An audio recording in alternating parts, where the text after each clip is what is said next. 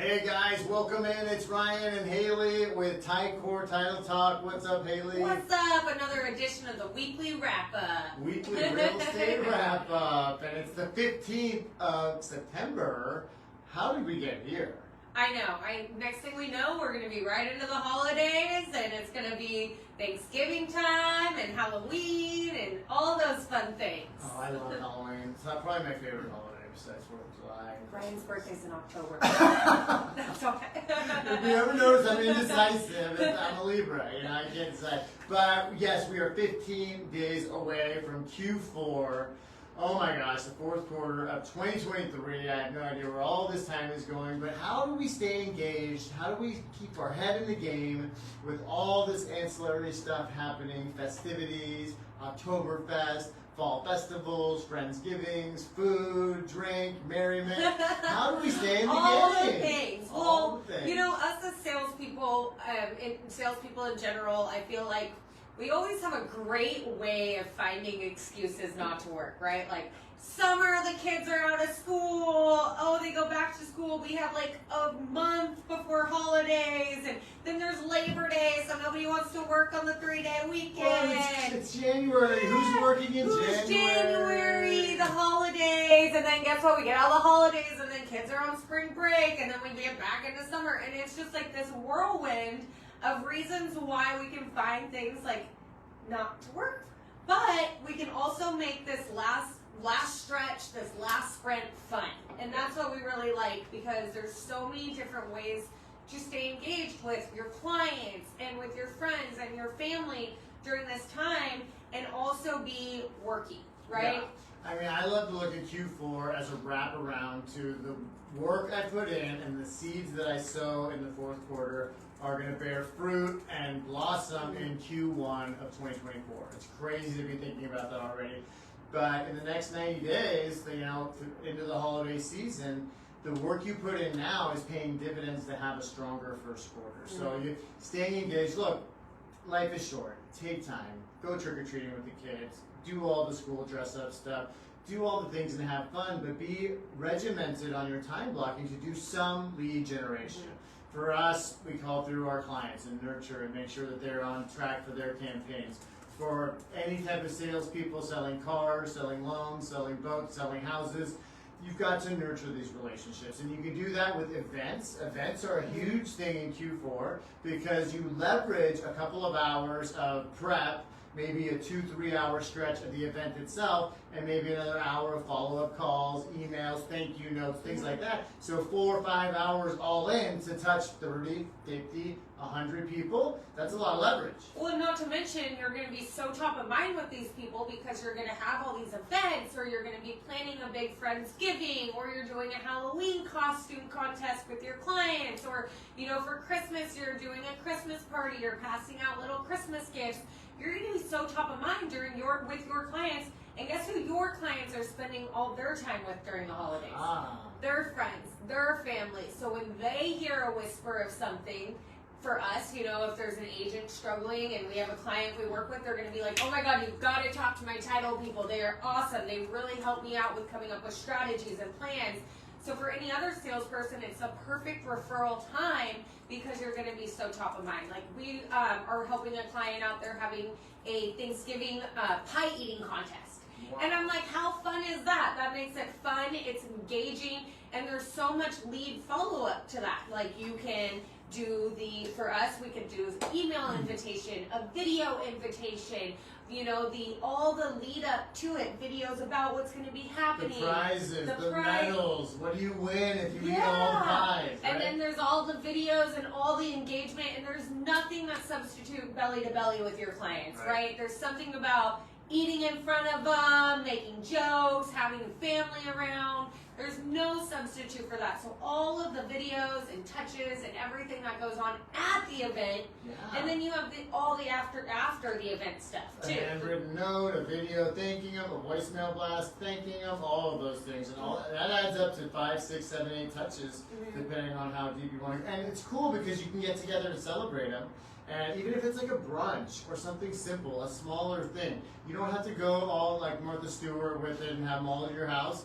go rent out a small room at a brunch place and enjoy your VIP customers. And then they go, to Haley's point, they go into the holiday and they're hanging around with college friends, high school friends, people that they are just in a social relationship with, and then they hear about all the chismes, right? And they hear about all the gossip, and the so-and-so's not going to make it, and they had a pool boy, and they don't have a pool, and all those things, right? And then next thing you know, they got a referral, and because they went into the holidays thinking of you top of mind, and they came out of the holidays, and then you're doing your follow-up in January, February, slowly getting back to work, and you're like, oh, by the way, I have a lead for you. I talked to my aunt at Christmas, and they're going to be, moving or whatever it is. But I even think, too, it doesn't even have to be necessarily going somewhere or doing something, because we all got these things. And guess what? We can post pictures. We can send them in. Like, I would do hey, email me your best costume contest, post that all over social, and say, I'm going to be sending this out to people to vote, and we're going to highlight the best costume out of all my clients, or whatever it may be. But it doesn't even have to be something crazy. Like, it doesn't have to be this whole extravagant party like you're talking about. It can be something simple. It could be a jack-o'-lantern contest carving, or, pumpkin. The other day we were talking about this, and I was like, could be like a cool turkey carving contest. Like, I've seen those turkey knives. Like, you could get pretty creative with carving a turkey. Oh, heck yeah, right? It's not quite an ice sculpture. No, but, it could be fun. But there's ways to make it fun, interactive, and being still top of mind, and having your kind of like pedal to the metal during this last stretch, because so many of us want to pull off and be like, oh, we're going into the holidays. But to Ryan's point, sprinkling and sowing those seeds right now, when springtime rolls around, when summer comes back, because we all know it flies and it goes like that, you're going to be the one that's top of mind. They're going to be like, oh my gosh, remember that awesome Friendsgiving we had? That we have somebody move into San Diego, or whatever it may be. Yeah. But those conversations are going to come up a lot more organically. Well, and I mean, look, we all talk about the hustle culture and grinding it out through the fourth quarter, right? Well, it doesn't have to be a grind. It can look like a party, right? It can be Taco Tuesday. It can be Oktoberfest late in October, where you have a gathering of people, and leave your sales hat at the door. Yeah. Just be you. Just get a group of people together, because they're there because of one common theme. They know you, right? You're at the epicenter. So you're already at the epicenter of the whole event. They know why they're there. They know what you do. Let loose. Have a good time. Be yourself. Really connect with people on the human level, because relationships bear far greater weight than any sales pitch ever. They're going to use you because they like you, they trust you, etc. So the referrals will pour in. You don't have to beat them over the head at the party with the sales pitch. Like, hey, remember me for real estate, or for the yacht sales, or for title. They know what you do, right? So just have fun, get people together, maybe do a couple events, and really leverage the heck out of them, and do the lead up, do the event, but invite everybody. And not everybody's going to make it. Yeah. So you'll get the 40 or 45 or whatever that do make it, but you still invited 100, and then you can do the thank you emails and the thank you outreach to all 100, and they're going to be like, man, we missed out on a good time. Totally. We're coming to the Super Bowl in February, right? We ain't missing that. You nailed it. Like, I had a high school graduation, or a high school reunion recently where it was a Facebook invitation. So they invited, like, our entire class, 100 and something people, maybe even more, and they posted on the Facebook. They made sure they got all the acceptance of who was coming, who was maybe. Then they posted about it. Then they did a video at the event, and I instantly had FOMO. I was like, oh my god, I haven't seen that person in forever, and they went, I should have totally gone. Right. And I had instant FOMO, and I was like, okay, I'm gonna go to the next one. And I was like DMing with a girlfriend from high school that I haven't talked to in years, but she was like, are you going to this? I'd love to see you. And I was like, I'm still on the fence about it. And then I saw the video of everybody there, and I was like instantly bummed I didn't go. And then there's all the follow-up. They're like, oh my gosh, we had such a good time. We can't wait for the next one. And people are like, we need to plan the next one ASAP. So just a small example of how events can be so powerful. Oh, yeah. And that was like at Eastbound Bar and Grill, they did it out in Lakeside. And they had so many people show up. So think about that. And then there's like, kid-centric stuff you can do. I mean, the way to a parent's heart, which is a seller and a buyer, a title of houses or yachts or whatever you're selling. is the gift to the kids, right? Totally. Give the kids something to do to get out of mama's hair for an hour or two and decorate a pumpkin, jump around in a jumpy thing, or whatever, and people will bring their children. We parents of 4 over here, we need to drop our kids off somewhere, so help us out. And even if you don't have kids, the ones that have fur babies, Yeah, fur babies. you could even do like something in the park, centered around like a Friendsgiving with your puppies and like your dogs. And I've seen cats on leashes. Bring your cat, bring whoever, bring your dogs, and let's have a little picnic in the park with our dogs and just celebrating Friendsgiving, or even like doing little like cookies for dogs, like little Christmas treats for dogs, and having them come pick it up, or whatever your jam is, wherever you see fit. But make it fun. Like, it doesn't have to be this hustle grind to grind it out to the fourth quarter, to the end of it. Like, go. Like, I mean, that's what we're going to do. We're definitely doing that. But we're lazy. But also, too, we have some rules and guidelines around us, so we can't really throw crazy events, or we would. Like, Oh my God, we would be the queen king of parties. Yes, we would be throwing tons of events. So. But I think of one I went to where, I went to one this year where they rented out a theater and invited very close clients for Oppenheimer, kind of a long movie, ends on a downer, but it was really cool. That guy made a lot of, great nurturing of relationships with that event. And I would think of one I went to in the park. It was Kate Sessions Park. Yeah. So you had this awesome view of the skyline and down onto the Pacific Ocean. And they did one of those big old blow-up movie theaters. And they made it like a drive-in style. So if you didn't have kids, you had all the pets were there. They had a popcorn machine. They had, hey, bring your kids. We have Capri Suns. We have Starbucks, and maybe not everything was Starbucks in the Starbucks cup because it was a park, but maybe it could have been coffee, it could have been something else. But dude, people had a great time. And it was cheap to do, but it had a lasting impression. And I mean, something can be simple, but just make it fun. And people want a good reason to have fun. People want to let their hair down. People want to howl at the moon. People want to party. People want to have a festive occasion.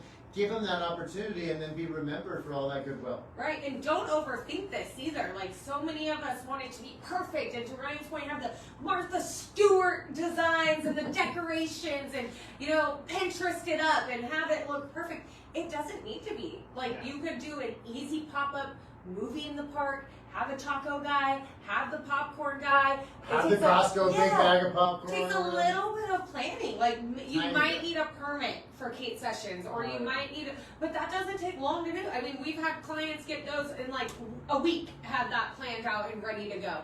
So it doesn't take long to do, but it just takes a little tiny bit of planning, and not to overthink it.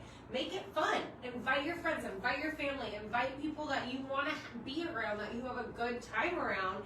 And that's how you remain top of mind during these times, so they don't end up, calling their cousin who, is like, exactly.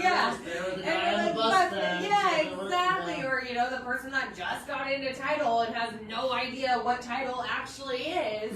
We want to be the ones that they go to. So make it fun and have it, excuse me. Make it fun and have it be memorable. You took the words right out of my cough. We share a brain. That's exactly what I was going to say. Because when you're having memorable, and there's nothing that substitutes laughing with somebody, people remember those kinds of things. So it doesn't have to be this extravagant thing. Exactly. So, I mean, as we head into the fourth quarter, definitely keep your head in the game. It can be difficult to be disciplined. It can be difficult to stay online with the protocol because you might have your whole agenda and then you forgot the kids had this thing, and then there's the party for the thing, and then there's the nighttime event, and you're like, dang, I didn't get one piece of lead generation done. So lead into it and concentrate your lead generation around festive occasions where you can do smaller spurts of it, but have greater numbers of people that you're communicating your sales message to. Even webinars, even ratcheting up your video and your posting through the fourth quarter to keep you top of mind because you're having fewer occasions to get lead generation done. And look, I've been doing title 22 years, and the reason we're talking about staying engaged in the fourth quarter is because it's very difficult for, I don't care what you sell, in the human condition, it's difficult to stay in the game in the fourth quarter when all of a sudden you're knee deep in trick or treating and candy, and then Thanksgiving's around the corner. It's the, what is it, the Bermuda Triangle of the holiday vortex. You just get sucked into there's the so holiday much vortex. traveling. You know, you have to go see family, you have to go out of town, or you know, your kids have to do all these things with school, and so it can become very overwhelming. It can turn into this holiday vortex, which is very easy just to put your head down and be like, F it, I'm not working, I can't work, I don't have time to, like, we have this going on, but you can be a part of one of those things going on. You can make it one of the things going on. And trust me, if we were able to, I would be having an event every quarter. I would be having summer barbecues for 4th of July,